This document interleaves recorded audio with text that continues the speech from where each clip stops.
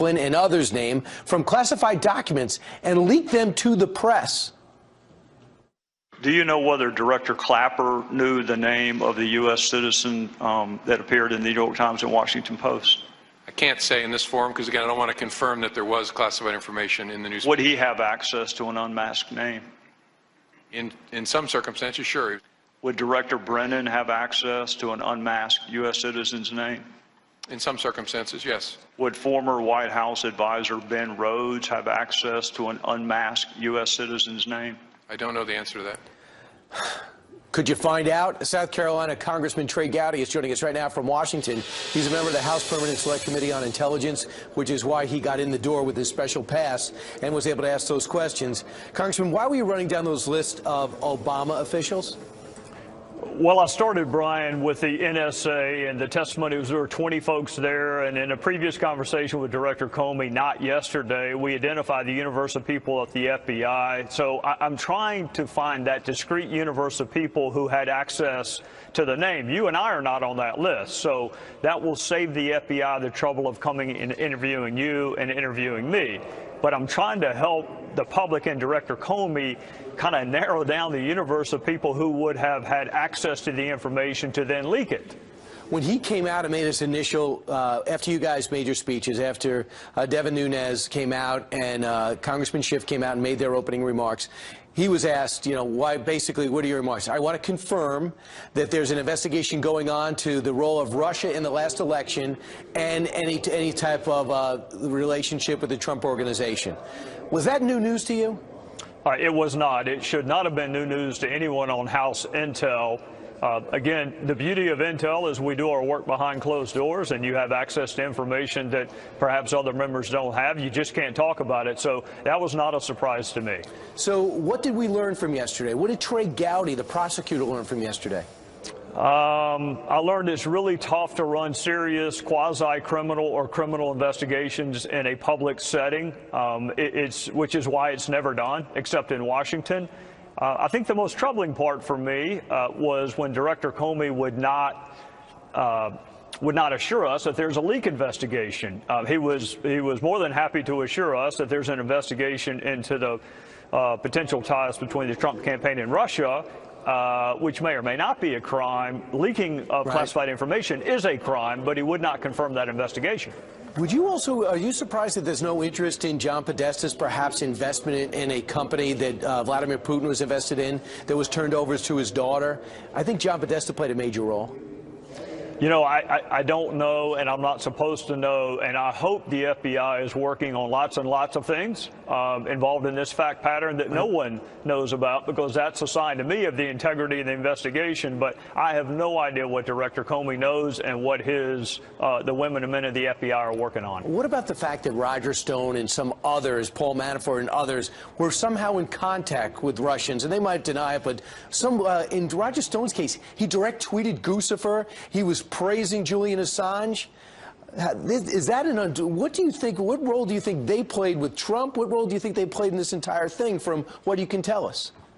Don't know, and won't be able to answer that question until the Bureau interviews the names you just mentioned. There are times in life where people claim to have a connection or a nexus with folks, and that is not borne out factually. You will never hear me compliment Julian Assange or WikiLeaks.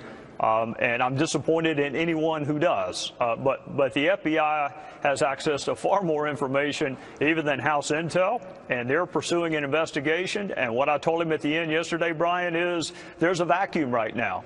And politicians will fill that vacuum. So the sooner you conclude your investigation, the better it is for the American people. And finally, I know I'm up against a hard break and you have to run, but when do you think this will be done from your professional standpoint after we saw prior investigations? We've got a month, weeks?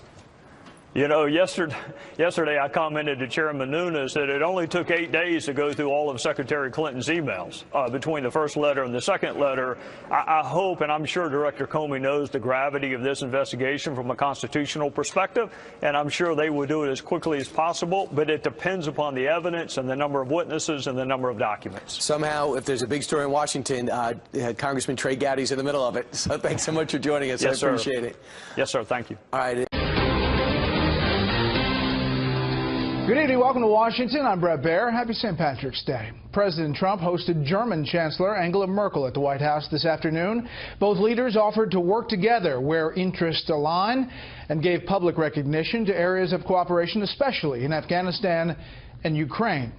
But it was President Trump pointing to a possible shared experience that raised eyebrows and produced even more questions on a story that has consumed the White House for 2 weeks. Correspondent Kevin Cork is on the North Lawn tonight with the latest. Good evening, Kevin. Hey, good evening, Brett, and happy St. Patrick's Day to you and to all of our viewers out there. The uncommon presidency of Donald J. Trump taking another interesting turn today as the current commander-in-chief seemed to take a not-so-subtle jab at a former president right in front of a key ally. As far as wiretapping, I guess, by, this past administration, at least we have something in common, perhaps.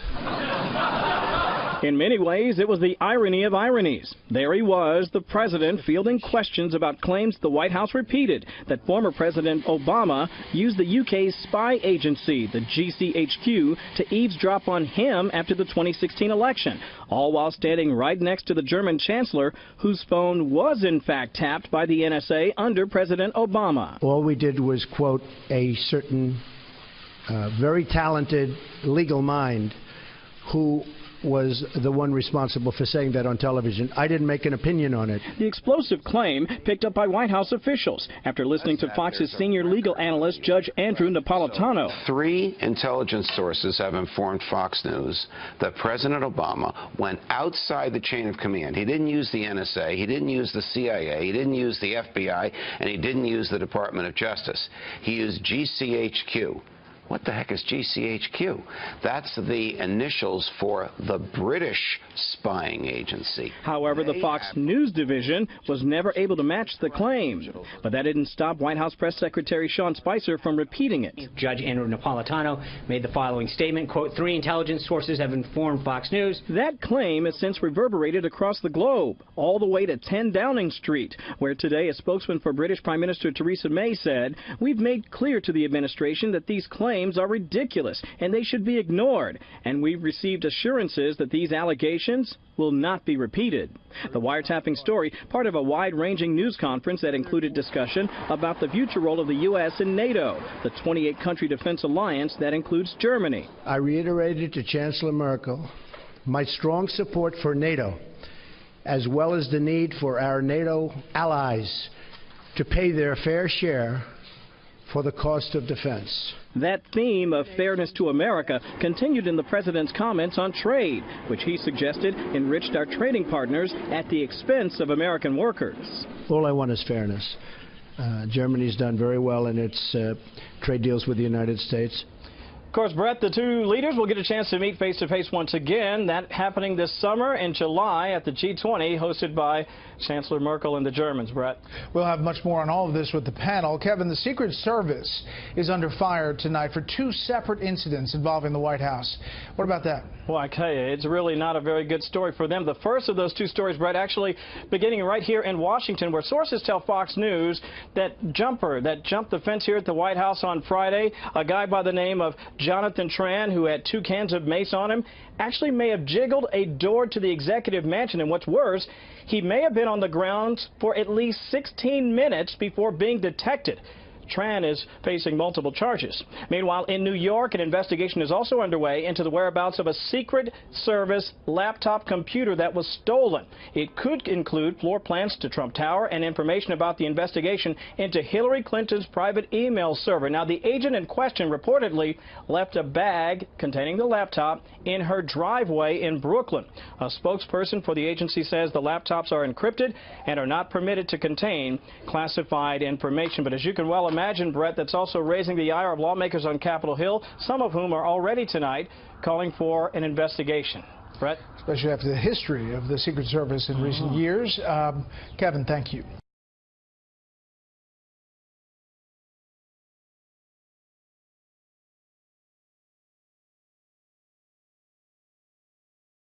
Now, Congressman Trey Gowdy, member of the Permanent Select Committee on Intelligence. Congressman, welcome. Good to have you here tonight. Yes, ma'am. Thank you. So you heard Senator Sessions' recusal today and watched him answer the questions. What questions do you have for him remaining? For him, probably not any, because I'm not a criminal investigator. So to the extent people are talking about false statements before Congress, I wouldn't have any. That was my old job. My new job is to provide oversight over investigations after they happen, which is why we met with Jim Comey this morning. But, you know, Attorney General Sessions incorrectly answered a question. That happens almost every day in Congress, and there aren't perjury referrals. People do make mistakes.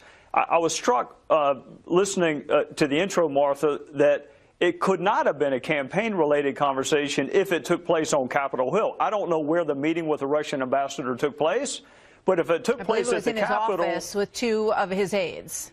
Okay, well, then you can't discuss politics, presidential or otherwise. That is yet a separate issue. So the Jeff Sessions I know has always been a rule follower. I don't think he's going to be talking about campaign-related matters on Capitol grounds. And if he said he forgot about it, he would be about the 1 millionth person who actually forgot about a fact. But here's why I think, you know, the whole thing is raising questions. And after I watched the news conference today, some of those questions arose. You know, it's the middle of the campaign. It's September. There's already all this discussion about hacking from Russia that surfaced during the DNC in the summer. So he says that the Russian ambassador called out of the blue and said, you know, I'd like to come in and talk with you. And he said yes. So just a few short months later in January, he describes a somewhat uncomfortable conversation. And he said he brought up things about the Ukraine that, you know, seemed to make the ambassador a little uncomfortable with his take on that idea. And then in January, he doesn't remember that conversation happening. And then after that, his aides don't say to him, you know, hey, after the testimony, we did have that meeting, remember? And there's no follow-up to the committee based on that recollection? Well, it's up to him. He's the one that gave the testimony before the Senate Judiciary Committee. It's up to him to clarify it. I'm just telling you, having been there for 6 years, almost every witness gets some fact incorrect. That is not tantamount to perjury. I'm not prejudging this. The FBI is welcome to look at it. If the Senate feels that strongly about it, they can send a referral to the FBI. But simply making a factual error is not tantamount to perjury. All right. So the investigation is ongoing. You met with the FBI director this morning. I watched Congressman Schiff come out and speak about that earlier today. He said that, you know, the FBI has only given us a fraction of what they know here. He seemed very rattled that they're not sharing enough about whether or not there was collusion between the Trump campaign and the Russians. That is the main question. What's your takeaway? What are you able to share about that? I was in the same room for the same morning, and it is exactly the opposite. I have never heard a federal law enforcement agent give with that degree of particularity and detail an update on an inquiry. And as you may recall, I was a federal prosecutor for 6 years, so I have talked to lots of FBI agents. He went so far beyond what any other administration official has ever done, whether it's Eric Holder, Loretta Lynch, or his predecessor, Robert Mueller. They never gave us this level of detail and specificity. He bent over backwards, not just the DNC. Martha, I want to investigate all aspects of Russia, not just Podesta's email, everything. Hacking our infrastructure, attempts to hack the RNC, whatever they did, look at it. But Congress does not run parallel criminal investigations with the FBI. We're not equipped to do it. We're not supposed to do it. Jim Comey did more today to update us than I have ever had done in the 6 years I have been there. And for Adam to treat it that way, that dismissively, clearly he and I were in 2 separate rooms this morning. Very interesting. Just last question. John Brennan and Mr. Clapper both said that after the investigation, they were not able to see any evidence of collusion between the Trump campaign and the Russians, that they were trying to bring down Hillary Clinton's candidacy. Is there any new information that you got from Mr. Comey on that today? Well, if I did get new information, despite how adeptly you asked that question, I would not be able to share it given the nature of our hearing. But I will tell you this, to the extent people are relying on media reports, whether it's the New York Times or the Washington Post, upon which to base their factual assertions, I would tell them to be very, very careful. I'm not going to say any more than that, other than the person leading the investigation on behalf of the United States government, the head of the FBI. Listen to what he has to say. Don't listen to anonymous sources who leak classified information, which, oh, by the way, is also against the law. Between Jim Comey and a reporter from the New York Times, give me Jim Comey. Thank you very much, Congressman Gowdy. Let's bring in Congressman Trey Gowdy, Republican from South Carolina. Sir, thanks for joining us. I know you have a vote coming up. What was it like last night being in the chamber where the Republicans interrupted almost 100 times for applause of President Trump's speech, and then you had the Democrats pretty much sitting on their hands, not doing anything? It was very different from the previous 6 State of the Unions or joint addresses. I always sit by Tim Scott, and Tim is getting older, so it was hard for him to get up as often as he did. I thought I was at a wedding for part of the night because the Democrats were dressed in white. I thought President Trump, you know, his message, Dana, was consistent in principle with the platform he ran on, but the tone was very persuasive and conciliatory, and I think even his critics begrudgingly this morning are saying he did a good job. Yeah, I think that that's true across the board. One of the things that was a little different was to see formerly or maybe conservative fiscal hawks applauding for some things that President Trump did campaign on, and one of those is something that I think conservatives could get behind, and that was paid family leave. Let's listen to the president. My administration wants to work with members of both parties to make child care accessible and affordable, to help ensure new parents that they have paid family leave.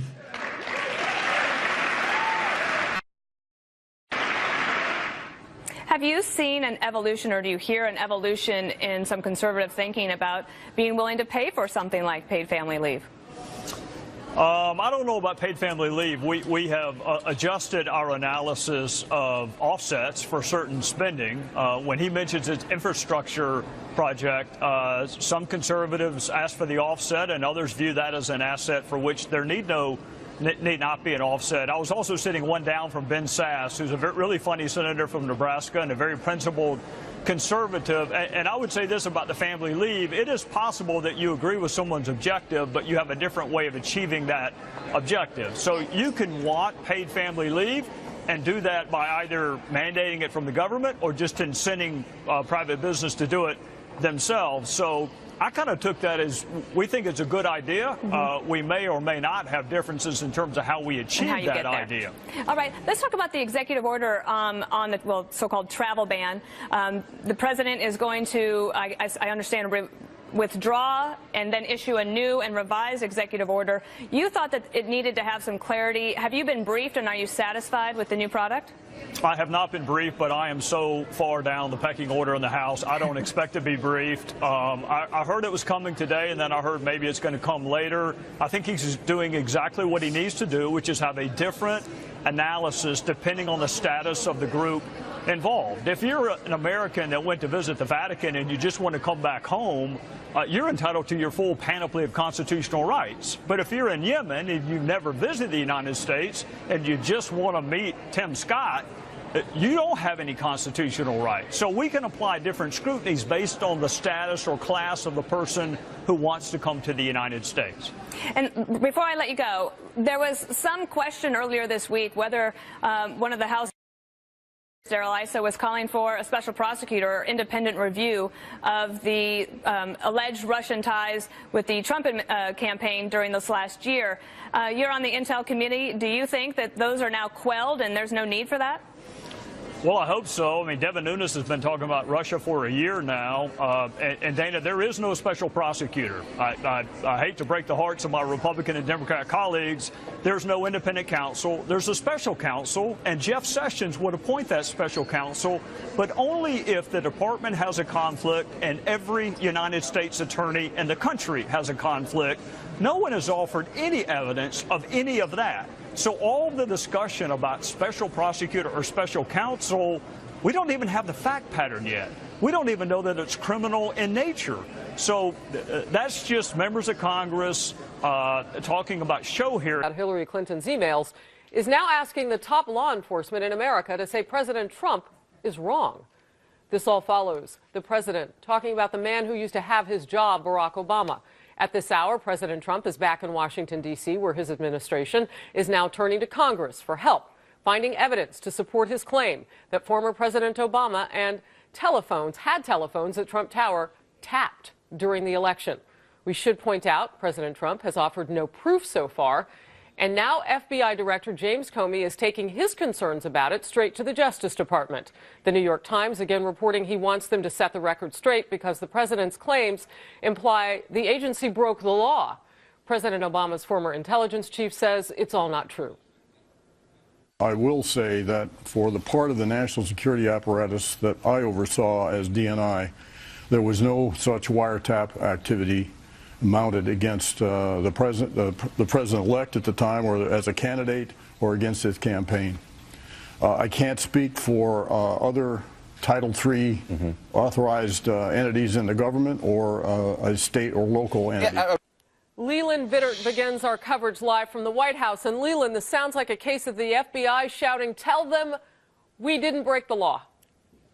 Well, you can look at it that way, Harris. It also really sets up a showdown potentially between the FBI director and the president, between the attorney general and the president. The last time we had a showdown like that involved the current FBI director. James Comey is famous for having stood up to President Bush and threatening to resign over a situation that he didn't like back during the Bush administration. Whether it comes to that or not, yet to be seen. We can't verify the New York Times reporting, but we have been told by law enforcement officials close to the matter that President Trump's allegations over Twitter that President Obama ordered wiretaps of his phones during the election caught senior law enforcement officials, the most senior law enforcement officials, completely off guard.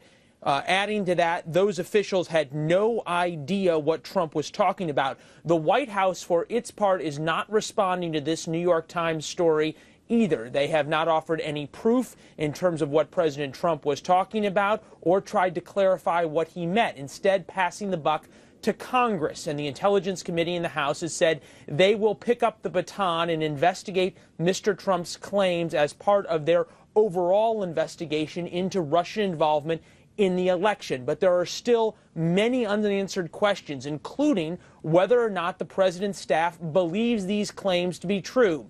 Here is the Deputy White House Press Secretary this morning.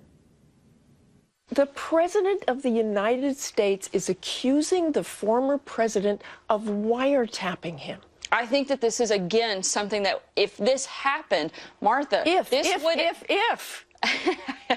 I agree. Why is the president saying it did happen? Look, I think he is going off of information that he's seen that has led him to believe that this is a very real potential. Now, the president's information for this Saturday morning tweet storm appears to have come from an article on the website Breitbart that was published late Thursday night, early Friday morning. That article cited a number of other articles that all used unnamed sources to report that back in 2016, during the summer, the Justice Department asked the FISA court, that is the federal court that deals with foreign intelligence surveillance warrants, to authorize a warrant that would have included some Trump associates for their alleged contacts with Russian agents. That request was reportedly denied back in June or July. A much narrower request was approved in October, and that's when these alleged wiretaps began. Important to note that Fox News cannot independently corroborate any of these reports. As for President Obama, Harris, through a spokesman, he has vehemently denied that either he or anyone at the White House ordered some type of surveillance on either Mr. Trump or his campaign in general. So, Leland, that paper trail that you're talking about, though, is really key, because that's really how they do this. I mean, it's a legal situation. So even if it were narrowed, now we have to look at exactly what that narrow language would look like. I'm curious, any word on when that might be public, if ever? Well, these, by definition, what happens inside the FISA court is highly classified because it deals with the most vital of America's national security interests, whether it be about going after terrorists or whether it be going after foreign spies who are trying to infiltrate parts of the United States. It's those warrants that are the most highly classified, and that's why this court was set up, so a federal judge would have oversight of warrants but could do so with the understanding that what was said inside that court was top secret. That said, congressional Democrats are making hay on just this point, saying that whether Towergate, as it's now being called, is true or not, they view it as a positive for them. The president's in trouble if he falsely spread this kind of misinformation. That is so wrong. It's beneath the dignity of the presidency. On the other hand, if it's true, it's even worse for the president, because that means that a federal judge, independently elected, has found probable cause that the president or people on his staff have had probable cause to have broken the law or to have interacted with a foreign agent. Now, that's serious stuff. So either way, the president makes it worse with these tweets. Now, there is a third possibility to Senator Schumer's scenarios there, and that is somehow members of the Trump campaign or of his circle or his associates were caught up in wiretaps that were placed on others, perhaps Russian agents or those suspected of being Russian agents, Harris. Remember, though, the response on Capitol Hill has been something of bewilderment. Even Republicans are skeptical, and this isn't the first time that the president has tried to punt to Congress, if you will, to deal with one of his tweets. We all remember when he tweeted that 3 million illegal people had voted in the election. And shortly after the uproar and the demand for proof, he said there's going to be a major investigation. And the White House kind of left it at that. And now in the past 6 weeks or so, we haven't heard much on that point either. You know, real quickly before I let you go, so journalists don't have to reveal their sources. I am curious to know if Breitbart has offered any sort of evidence based on their own reporting of the story. Not that we have seen. The Breitbart article quoted a radio talk show host who went through his sources, and they range from the New York Times talking about a FISA warrant, the Guardian newspaper talking about a FISA warrant. All of those discussions are very specific to Trump associates, not to Mr. Trump himself, as he claimed in his tweets, Harris. All right, we'll cover the story as it happens. Leland Vittert, thank you very much.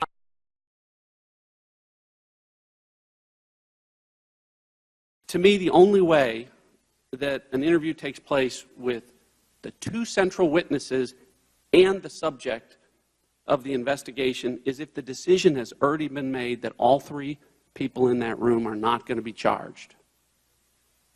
Okay, can I respond? Yes, please.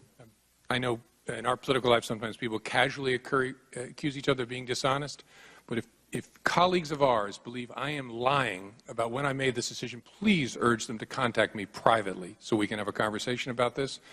All I can do is tell you again, the decision was made after that because I didn't know what was going to happen in that interview. She maybe lied during the interview in a way we could prove. Let me finish. I would also urge you to tell me what tools we have as prosecutors and investigators to kick out of an interview someone that the subject says is their lawyer. That's not my point. The interview never should have taken place if you were going to allow the central witnesses that you needed to prove the case to sit there and listen to the testimony that the subject was going to give. It never happens. It never happened to you, and it's never happened to me or any other prosecutor that I met. And I know you've defended the people that were involved in this as being great, but if it's never happened, I wonder why this is a case of first precedent with respect to that practice that you and I have never seen in our careers. You and I don't control the universe of what's happened. I suspect it's very unusual. A key fact, though, that maybe is leading to some confusion here is we had already concluded we didn't have a prosecutable case against Heather Samuelson or Cheryl Mills at that point. If they were targets of our investigation, maybe we would have canceled the interview. But frankly, our focus was on the subject. The subject at that point was Hillary Clinton. All right, let me move on. According to the FBI's own documents, Paul Gambetta was, in his first interview on February the 18th, told FBI agents that he had no knowledge about the preservation order for the Clinton emails. Correct? I don't know the dates of that, but I'm sure it's in the 302. Okay, but then 2.5 months later, on May the 3rd, his second interview, he made a 180-degree turn. And he admitted that, in fact, he was aware of the preservation order, and he was aware of the fact that that meant that he shouldn't disturb the Clinton emails. Correct? Yep. Okay, well then I need your help again here, because when I was at the Department of Justice, your reward for lying to federal agents was an 18 U.S.C. 1001 charge or potential obstruction of justice charge. It wasn't immunity. Depends on where you're trying to go with the investigation. It's a low-level guy, and you're trying to move up in the chain, you might think about it differently. Well, he lied to an FBI agent. You don't think that's important? Oh, it's very important. Happens all the time. Unfortunately, it's very, very important. Sometimes you prosecute that person and end their cooperation. Sometimes you try and sign them up. But if they lie to an FBI agent after they're given immunity, they violated the terms of their immunity agreement. Oh, sure, after the agreement. And so that's my point. He shouldn't have immunity anymore. Oh, I'm sorry, I may have misunderstood you. He lied to us before he came clean under the immunity agreement and admitted that he had deleted the emails. No, not according to the FBI's documents. He had the immunity agreement in December of 2015. These interviews took place in February and March and May of this year, 2016. Combetta? Combetta. Okay, then I'm confused and misremembering, but I don't think that's right. Okay. Everything. Do you think that any laws were broken by Hillary Clinton or her lawyers? Do I think that any laws were broken? Yeah. I don't think there's evidence to establish that. Okay. Well, I think you're making my point when you say there's no evidence to establish that. Maybe not in the way she handled classified information, but with respect to obstruction of justice. And you've got a pen here. I just want to make sure the record's clear about the evidence that you didn't have, that you can't use to prove. So this comes from the FBI's own report. It says that the FBI didn't have the Clintons' personal Apple server used for Hillary Clinton work emails. That was never located, so the FBI could never examine it. An Apple MacBook laptop and thumb drive that contained Hillary Clinton's email archives was lost, so the FBI never examined that. 2 BlackBerry devices, provided the FBI didn't have SIM cards or SD data cards. 13 Hillary Clinton personal mobile devices were lost, discarded, or destroyed with a hammer, so the FBI clearly didn't examine those. Various server backups were deleted over time, so the FBI didn't examine that. After the State Department and my colleague Mr. Gowdy here notified Ms. Clinton that her records would be sought by the Benghazi Committee, copies of her emails on the laptops of both of her lawyers, Cheryl Mills and Harold Mills, and Heather Samuelson, were wiped clean with bleach bits, so the FBI didn't review that. After those emails were subpoenaed, Hillary Clinton's email archive was also permanently deleted from the Platte River Network with bleach bit, so the FBI didn't review that. And also after the subpoena, backups of the Platte River server were manually deleted. Now, Director, hopefully that list is substantially accurate because it comes from your own documents. My question to you is this. Any one of those in that very, very long list, to me, says obstruction of justice. Collectively, they scream obstruction of justice. And to ignore them, I think, really allows not just reasonable prosecutors, but reasonable people to believe that maybe the decision on this was made a long time ago not to prosecute Hillary Clinton. These individuals destroyed documents pursuant or took it out of federal custody pursuant to our subpoena and our discovery. As a result, they committed crimes. My question to you is, when I was a chairman and I wanted to grant immunity to somebody, I had to go notice the Department of Justice, and you were consulted. Isn't that correct? In a particular matter? In any matter. I don't know whether the FBI is consulted in that circumstance. Okay, for the record, yes, the Department of Justice does not grant immunity without checking with federal law enforcement to see whether it will impact any ongoing investigation. That's the reason we have a requirement to give notice. When the reverse was occurring, you were handing out like candy, according to some, immunity. Did you, or to your knowledge, Department of Justice, confer with Chairman Goodlatte, Chairman Chaffetz, Chairman Smith, or any of the other chairmen who had ongoing subpoenas and investigations? Not to my knowledge. So isn't there a double standard that when you granted immunity to these 5 individuals, you took them out of the reach of prosecution for crimes committed related to destruction of documents or withholding or other crimes pursuant to congressional subpoenas? I don't think anybody was given transactional immunity. Oh, really? Now, we have not allowed to make your immunities public, but I'm going to take the privilege of making one part of it public. I read them. You gave immunity from destruction to both of those attorneys, not just turning them over, the documents over, specifically destruction. You did the same thing with these other 2 individuals, Brian and Paul Combetta. You gave them immunity from destruction. Director, in your opening comments, you said this was an unusual case. I would say that's the understatement of the year. Husband of the subject meets with the Attorney General 3 days before Secretary Clinton is interviewed by the FBI. 9 people get to sit in with Secretary Clinton during that interview. One of those was her Chief of Staff, Cheryl Mills, who was the subject of the investigation. 5 people get some kind of immunity. 5 people get some kind of immunity, yet no one is prosecuted. 3 of those people who get immunity take the 5th in front of Congress, and one of them doesn't even bother to show up when he's subpoenaed. Supposed to have been at that very chair you're sitting at. And of course, the Attorney General announces that she's going to follow your recommendations, even though she doesn't know what those recommendations are, the only time she's ever done that. So, of course, this was unusual. We've never seen anything like this, which sort of brings me to the post. I'd like to put up the post that some have talked about, which is the post by Mr. Combetta on Reddit. And you said earlier that you don't know if you examined this during your investigation, so let's examine it now. I need to strip out a VIP's address from a bunch of archived email. Basically, they don't want the VIP's email address exposed to anyone. Now, Director, when I hear the term strip out email address, I think of somebody's trying to hide something, somebody's trying to cover up something, and it sort of raises an important question from these two sentences. Who's the they who wants something hid, and who's the VIP who also wants something hid? Director Comey, is it likely the VIP well, actually not just a VIP, it's a very, very important person according to Mr. Combetta. Is it likely that that person is Secretary Clinton? Yes, sure. Okay, and is it also likely that the they refers to her Secretary Clinton staff and specifically Cheryl Mills? I don't know that. Either her lawyers or some staff that had tasked him with the production. So one other thing that's important on that, if we could put that back up, one other thing that's important is the date. The date at the top says July 24th, 2014. So whenever I see a date, I'm sure you do the same thing, I always look at what's happening about that same time frame, what may have happened directly before that, and maybe directly after that. So I went back to your reports that you guys had given to us. The first report back last month, August 18th, 2016, page 15.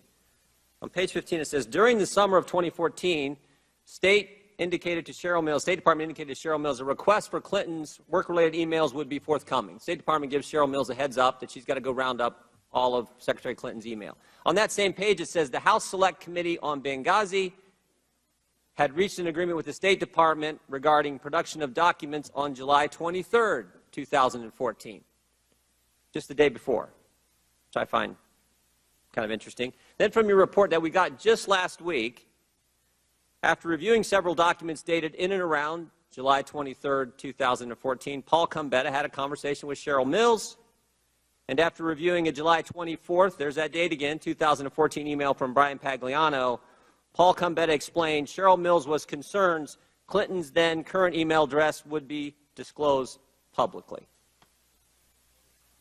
So, sure looks to me like it's Secretary Clinton, as you said, but also that it's Cheryl Mills and Brian Pagliano who are urging Mr. Combetta to cover this stuff up.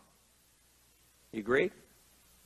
From what you read, it sure sounds like they're trying to figure out a way to strip out the actual email address from what they produce. Well, they're actually trying to strip it all out. PST file, everything. Here's the takeaway in my mind. Mills gets a heads up, Cheryl Mills gets a heads up in midsummer of 2014. July 23rd, the day before Mr. Combetta's Reddit post, the Benghazi Committee and the State Department reach an agreement on production of documents. Cheryl Mills has a conversation with Paul Combetta. He goes on Reddit then and tries to figure out how he can get rid of all this email. Even though he's not successful then, he has to do it later down the road with BleachBit. And then the clincher. The clincher. Just last week, he's going online and trying to delete these Reddit posts. He's trying to cover up his tracks. He's trying to cover up the cover-up. For this reason, intent is awfully hard to prove. Very rarely do defendants announce ahead of time, I intend to commit this crime on this date. Go ahead and check the code section. I'm going to do it. That rarely happens. So you have to prove it by circumstantial evidence, such as whether or not the person intended to set up an email system outside the State Department, such as whether or not the person knew or should have known that his or her job involved handling classified information, whether or not the person was truthful about the use of multiple devices, whether or not the person knew that a frequent emailer to her had been hacked, and whether she took any remedial steps after being put on notice that your email or someone who's been emailing with you prolifically had been hacked. And whether or not, and I think you would agree with this, Director, false exculpatory statements are gold in a courtroom. I would rather have a false exculpatory statement than a confession. I would rather have someone lie about something and it be provable that that is a lie, such as that I neither sent nor received classified information, such as that I turned over all of my work-related emails. All of that, to me, goes to the issue of intent.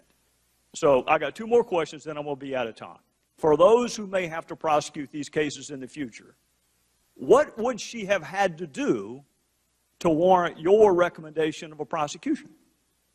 If all of that was not enough, because all of that's what she did, if all of that's not enough, I mean, surely you cannot be arguing that you have to have an intent to harm the United States to be subject to this prosecution. I mean, that's treason. That's not a violation of this statute. No, I think we'd have to be able to prove beyond a reasonable doubt a general awareness of the unlawfulness of your conduct. You knew you were doing something you shouldn't do.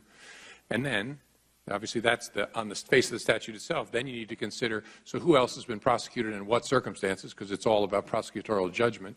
But those two things would be the key questions. Can you prove that the person knew they were doing something they shouldn't do, a general criminal intent, general mens rea, but the way to treated other people similarly? The way to prove that is whether or not someone took steps to conceal or destroy what they've done. That is the best evidence you have, that they knew it was wrong, that they lied about it.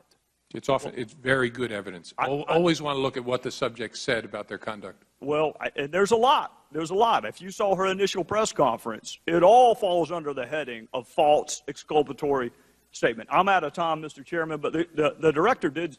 You started off by giving us examples of things the Bureau has done. And every one of us who's worked with the FBI, that is the FBI that I know.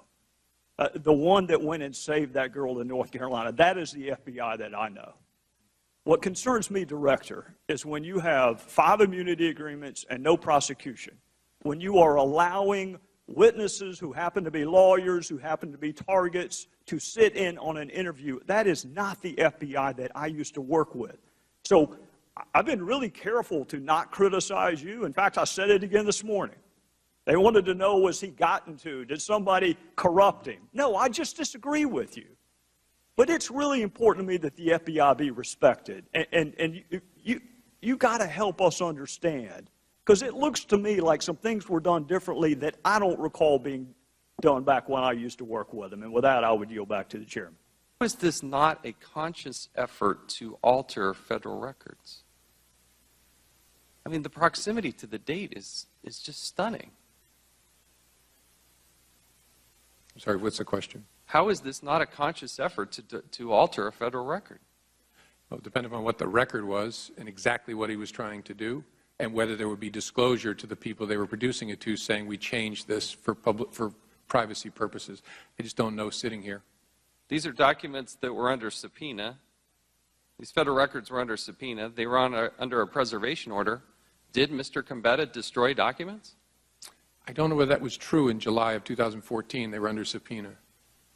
Did he ultimately destroy federal records, Mr. Gambetta? Oh, I have no reason to believe he destroyed federal records. He used bleach bit, did he not? Yeah, the question is what was already produced before he used the bleach bit. He definitely, the reason he wanted immunity was he had done the bleach bit business after there was publicity about the demand from Congress for the records. That's a potential. And not just publicity, there was a subpoena. Right, that's potential. And there was communication from Cheryl Mills that there was a preservation order, correct? Yes. And he did indeed use bleach bit on these records. Sure. That's why the guy wouldn't talk to us without immunity. And so when you got immunity, what did you learn? We learned that no one had directed him to do that, that he had done it. You really think that he just did this by himself? I think his account, again, I never affirmatively believe anybody except my wife, but the question is, do I have evidence to disbelieve him? And I don't. His account is credible, that he was told to do it in 2014, screwed up and didn't do it, panicked when he realized he hadn't, and then raced back in and did it after Congress asked for the records and the New York Times wrote about them. That was his SHIT moment. And that was credible. Again, I don't believe people, but we did not have evidence to disbelieve that and establish someone told him to do that. No email, no phone call, nothing. The hope was If he'd been told to do that, that'd be a great piece of evidence. If we give him immunity, maybe he'll tell us, so-and-so told me to, so-and-so asked me to, and then we're working up the chain. But he did indeed destroy federal records, and he was told at some point to do this, correct? Who told him to do that initially? When he was supposed to do it in December, and he didn't do it. Who told him to do that? One of Secretary Clinton's staff members, I can't remember sitting here, we know that. One of her lawyers might have been Cheryl Mills. Someone on the team said, we don't need those emails anymore, get rid of the archive file. This is what's unbelievable about this, because there's classified information, there are federal records that were indeed destroyed. And that's just the fact pattern. Let's go back to this. Here's the other thing that I draw to your attention that is new. September 15th of this year, I issued a subpoena from the Oversight and Government Reform Committee. On these Reddit posts, 4 days later, they were destroyed or taken down. They were deleted. I would hope the FBI would take that into consideration. Again, we're trying under a properly issued subpoena to get to this information. Let's go to Heather Mills real quick. How does in the 2016 interview with Cheryl Mills, she says, quote, Mills did not learn, in the interview report, the interview summary from the FBI, Mills did not learn Clinton was using a private email server until after Clinton's tenure. Back, also, you have this interview with Mr. Pagliano, who said he approached, quote, Pagliano then approached Cheryl Mills in her office and relayed a State Department employee's concerns regarding federal records retention and the use of a private server. Pagliano remembers Mills replying that former secretaries of state had done similar things, to include Colin Powell. It goes then on to a page 10, and this is what I don't understand. The FBI writes, Clinton's immediate aides, to include Mills, Abedin, Sullivan, and a redacted name, told the FBI they were unaware of the existence of a private server until after Clinton's tenure at State, or when it became public knowledge. But if you look back at the email from Heather Mills, if you go back to 2010, this is to Justin Cooper, okay? Mills to Cooper, who does not, he works for Clinton's, he doesn't work for the State Department. FYI, HRC email coming back, is server okay? Cooper writes back, you are funny. We're on the same server. She knew there was a server. When there was a problem with Hillary Rodham Clinton's emails, what did they do? She called the person who has no background in this, who's not a State Department employee, no security clearance, and then tells the FBI, well, I never knew about that. But there's direct evidence that contradicts this. How do you come to that conclusion and write that in the summary statement that she had no knowledge of this? That's a question. Yes. The time of the gentleman has expired, but the director will answer the question. I don't remember exactly sitting here. Having done many investigations myself, there's always conflicting recollections of facts, some of which are central, some of which are peripheral. I don't remember sitting here about that one. But a majority of the American people have come to the conclusion that Hillary Clinton is not honest and cannot be trusted. It's about 2 to 1 who say that she's dishonest. In the latest Quinnipiac poll, for example, the question being, would you say that Hillary Clinton is honest or not? 65% said no, and only 32%